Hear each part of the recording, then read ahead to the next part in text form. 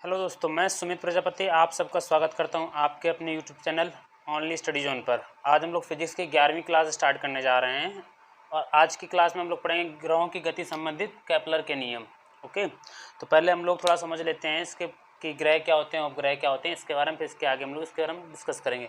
तो सबसे पहले क्या डालिए हेडिंग, ग्रह। ग्रह क्या होते हैं पहले ये समझ लेते हैं। ग्रह जैसे सूर्य के चारों ओर दीर्घ वृत्ताकार कक्षा में चक्कर लगाने वाले खगोलीय पिंड को क्या कहते हैं? ग्रह कहते हैं। ग्रह किसे कहते हैं?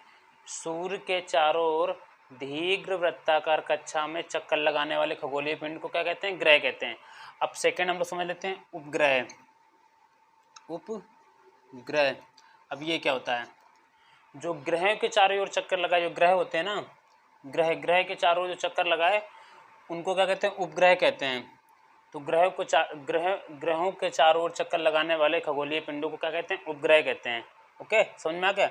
ग्रहों के चारों ओर चक्कर लगाने वाले खगोलीय पिंडों को क्या कहते हैं? उपग्रह कहते हैं। अब उपग्रह देखते हैं कितने प्रकार के होते हैं। उपग्रह कितने प्रकार के होते हैं? कितने प्रकार के होते हैं? तो उपग्रह कितने प्रकार के होते हैं? दो प्रकार के होते हैं। कौन कौन? एक होता है आपका प्राकृतिक उपग्रह जो होते हैं, प्राकृतिक उपग्रह, और एक आपका होता है जाके कृत्रिम उपग्रह। दूसरे नंबर पर कौन होता है? कृत्रिम या मानव निर्मित कृत्रिम उपग्रह। यहाँ तक आ गया समझ में? अब उपग्रह कितने प्रकार के होते हैं? दो प्रकार के, प्राकृतिक उपग्रह और कृत्रिम उपग्रह। हम लोग पृथ्वी के संदर्भ में बात कर रहे हैं ना, तो पृथ्वी एक क्या है? ग्रह है एक प्रकार का, जिसको नीला ग्रह कहते हैं। तो पृथ्वी का प्राकृतिक उपग्रह क्या होगा जाके? जैसे पृथ्वी का प्राकृतिक उपग्रह की बात करें, पृथ्वी क्या होगा जाके? चंद्रमा होगा। तो आप लोग समझ गए होंगे प्राकृतिक उपग्रह किसे कहते हैं। जैसे आपका चंद्रमा हो गया। अब बात करते हैं हम लोग सेकंड नंबर पे कृत्रिम उपग्रह क्या होते हैं। कृत्रिम उपग्रह, कृत्रिम उपग्रह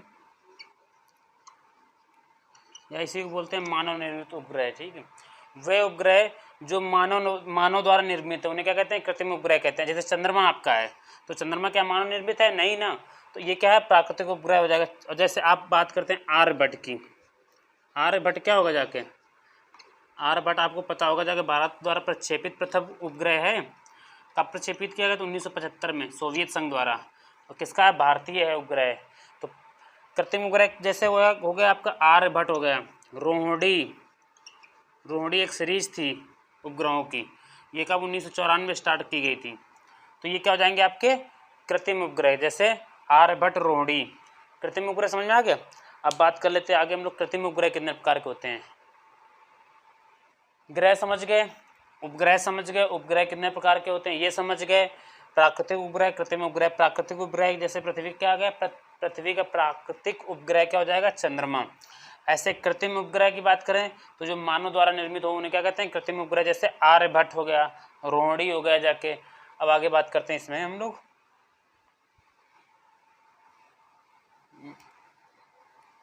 अब हम लोग आगे बात करते हैं इसमें कृत्रिम उपग्रह कितने प्रकार के होते हैं उसकी बात करते हैं। कृत्रिम उपग्रह, उपग्रहों के प्रकार। तो कृत्रिम उपग्रह कितने प्रकार के होते हैं? ये दो प्रकार के होते हैं। ये दो प्रकार के होते हैं, दो प्रकार के होते हैं।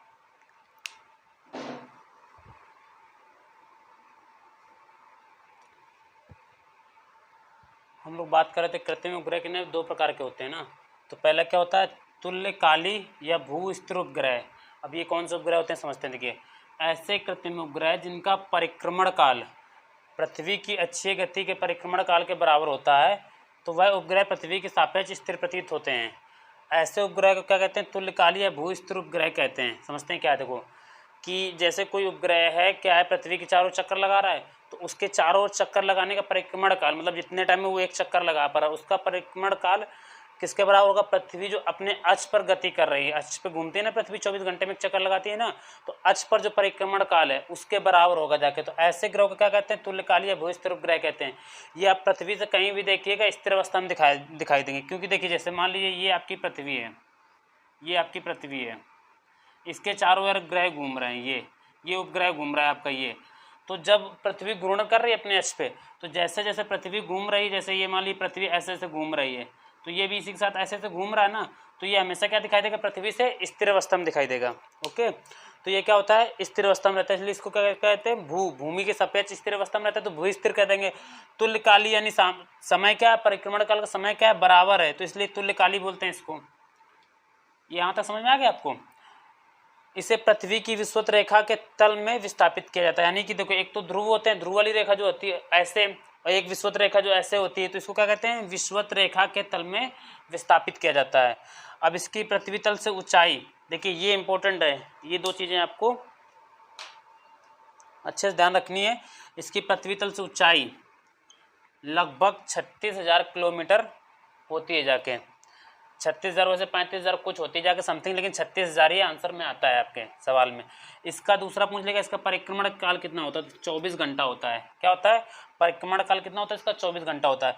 तीसरा ये पूछ लेगा, ये क्या कहते हैं? पृथ्वी की किस रेखा, विषुवत रेखा के तल पर विस्थापित किया जाता है। तो तीन चीजें समझ में आ गई। तुल्यकाली या भूस्थिर उपग्रह समझ में आ गया पूरा। ऐसे कृत्रिम उपग्रह जिनका परिक्रमण काल पृथ्वी की अक्षीय गति के परिक्रमण काल के बराबर होता है, तो वह उपग्रह पृथ्वी के सापेक्ष क्या होते हैं? स्थिर प्रतीत होते हैं जाके। ऐसे क्या होंगे जाके? सभी उपग्रह क्या स्थिर प्रतीत होंगे जाके, इसलिए इसको क्या कहते हैं? भूस्थिर उपग्रह कहते हैं। अब हम लोग अगले की बात कर लेते हैं, ध्रुवीय उपग्रह। ध्रुवीय उपग्रह जो पृथ्वी के चारों ओर ध्रुवीय कक्षा में परिक्रमण करते हैं। ध्रुवीय कक्षा जानते हैं, जैसे ये मान ली पृथ्वी है, तो ये इसकी विषुवत कक्षा हो जाएगी, ये वाली, ये वाली, और ये क्या हो जाएगी? ध्रुवीय। तो ये क्या करते हैं? पोलर वाले ध्रुवीय कक्षा में क्या करते हैं? चक्कर लगाते हैं आपके। तो ध्रुवीय उपग्रह पृथ्वी के चारों ओर ध्रुवीय कक्षा में परिक्रमण करते हैं जाके। पहली चीज तो ये होगी, इनका पृथ्वी तल से ऊंचाई इनकी कितनी? 500 से 800 किलोमीटर होती है, इतना याद रखिए, 500 से 800 किलोमीटर होती है। दूसरा, इसका परिक्रमण काल कितना होता है? 84 मिनट होता है। जो दो चीजें याद रखिए, कितना होता है? परिक्रमण काल 84 मिनट, और इनकी पृथ्वी तल से ऊंचाई कितनी होती है? 500 से 800 किलोमीटर। अब देखिए, इसको क्या बोलते हैं? जियो स्टेशनरी सैटेलाइट। ठीक है, जैसे आपने पढ़ा होगा जाके, GSLV पढ़ा होगा जाके, GSLV,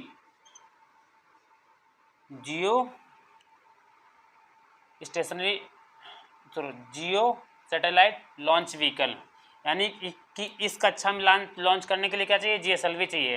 ठीक है, जियो, वैसे तो इसको बोलते हैं, जैसे भू स्थिर उपग्रह बोलेंगे तो इसको बोलेंगे जियो, स्थिर को बोलते हैं स्टेशनरी सैटेलाइट।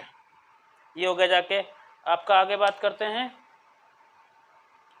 ये जियो स्टेशनरी सैटेलाइट हो गया जाके, और इसके लिए किसका प्रयोग करते हैं? GSLV, मतलब कि जियो स्टेशनरी लॉन्च व्हीकल, जियो सैटेलाइट लॉन्च व्हीकल। और इसको बोलते हैं, इसके लिए क्या करते हैं? PSLV का यूज़ करते हैं, polar satellite launch vehicle.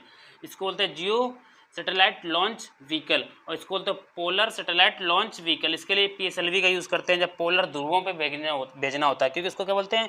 Polar बोलते हैं ध्रुवों को।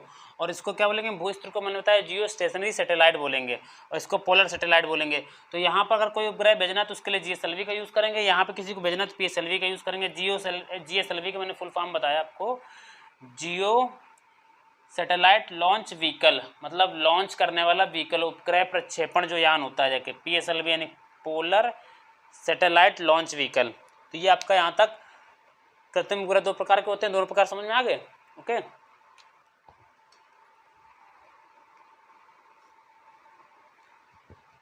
हम लोग आगे बात करते हैं जो कि उपग्रहों गति संबंधित, उपग्रहों का कक्षीय वेग।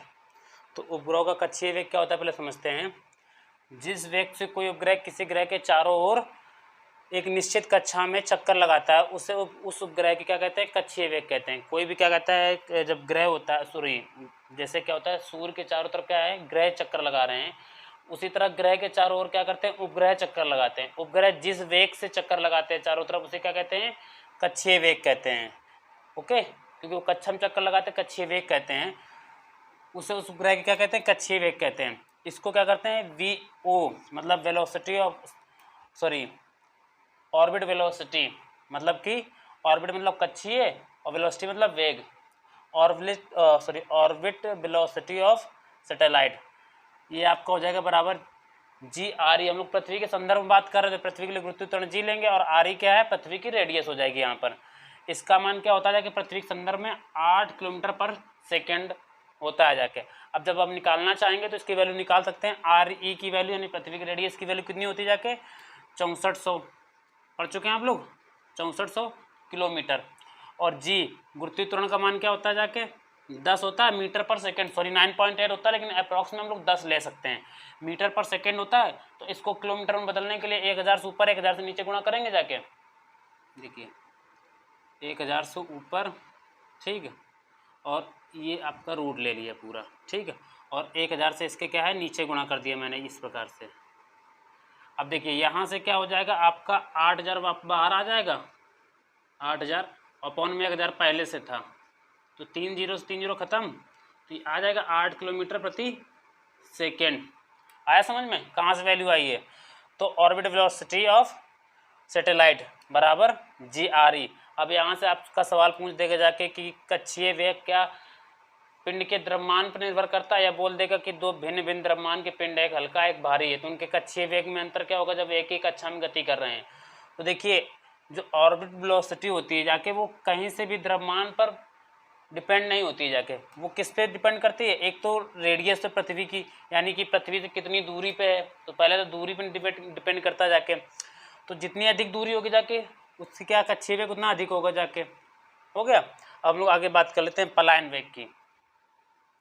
ये आपको समझ में आ गया कक्षीय वेग, एक ये इंपॉर्टेंट चीज़ है, एक ये क्या है मान 8 किलोमीटर पर सेकेंड होता है जाके, किसका, कोई पृथ्वी में जैसे कोई पृथ्वी का जो कोई भी उपग्रह होगा जाके उसका जो कक्षीय वेग, जैसे चंद्रमा का कक्षीय वेग क्या होगा जाए 8 किलोमीटर पर सेकेंड होता है जाके। ओके, जो भी उपग्रह करेगा जाके। अब अगली बात कर लेते हैं, पलायन वेग की बात करते हैं हम लोग।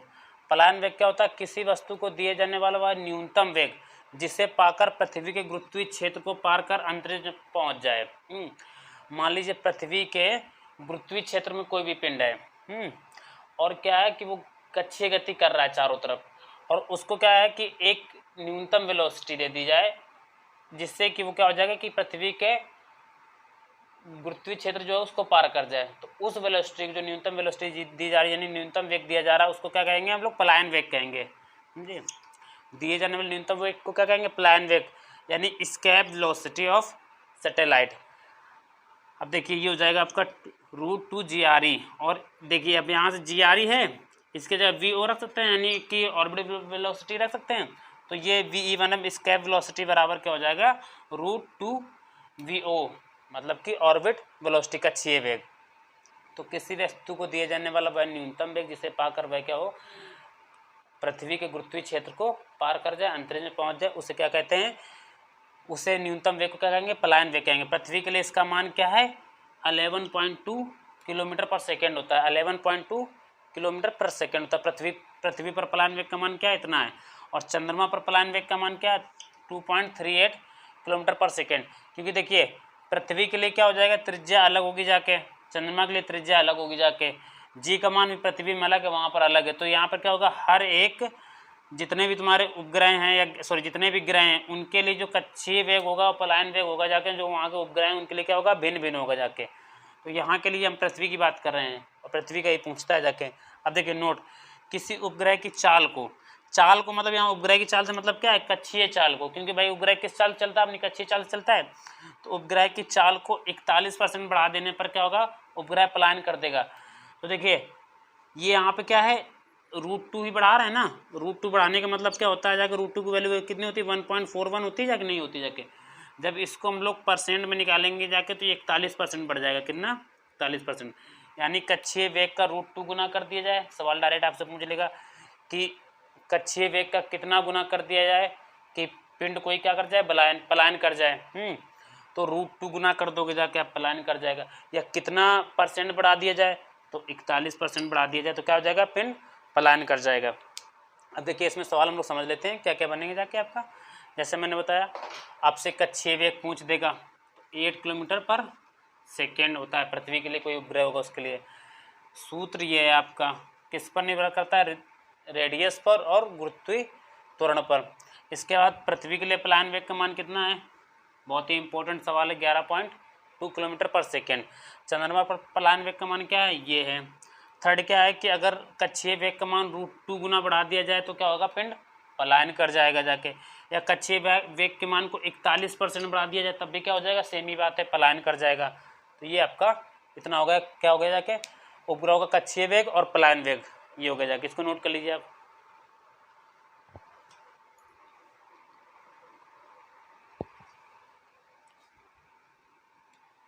आराम से नोट कर लीजिए वीडियो को पुश करके।